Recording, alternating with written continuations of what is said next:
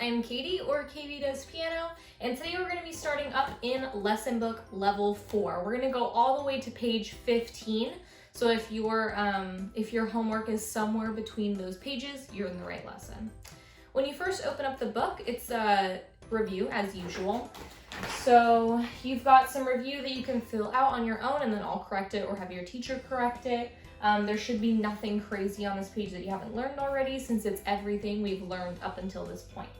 If you go ahead and turn the page, we've got a review song, which is basically just a review about everything we've learned, especially a tenuto or a stress mark, which you remember is the little line that goes under a note, which you're just supposed to play pretty to its like full value.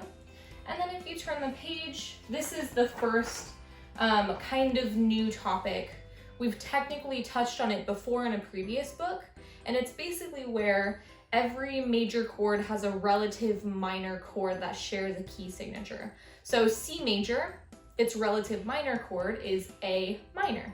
So this page 8 and 9 is basically just warm-ups to do with 2 octave scales in both C major and A minor. So 2 octave scales is just where you're going 2 octaves on the piano instead of just a 1 octave scale.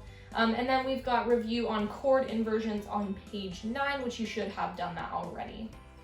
If you go ahead and turn the page, we've got our new song that we will be learning.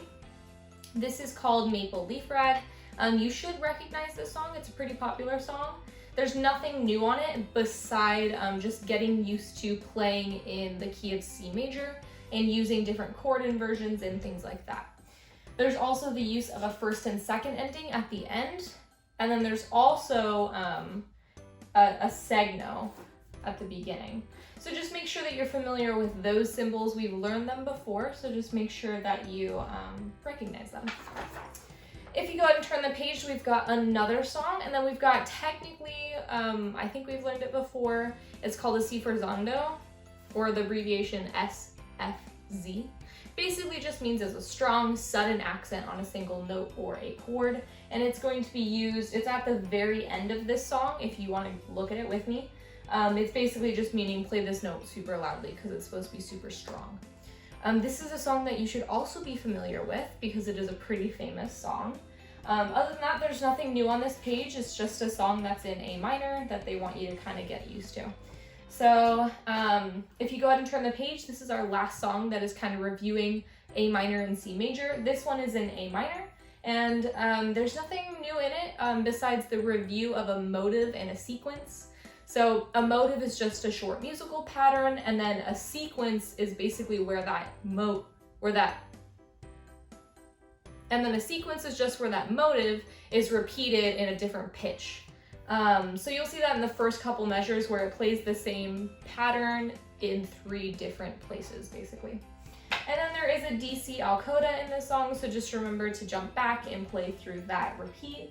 But other than that, that's it for this lesson. So we made it all the way through to page 15, all the way from the beginning of the book.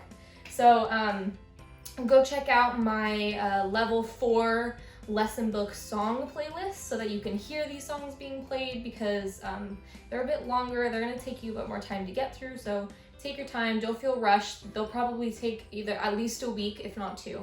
So yeah, if you guys have any questions, let me know, and I'll see you guys for our next lesson where we are touching on some different note patterns. So yeah, I'll see you guys then. Bye guys.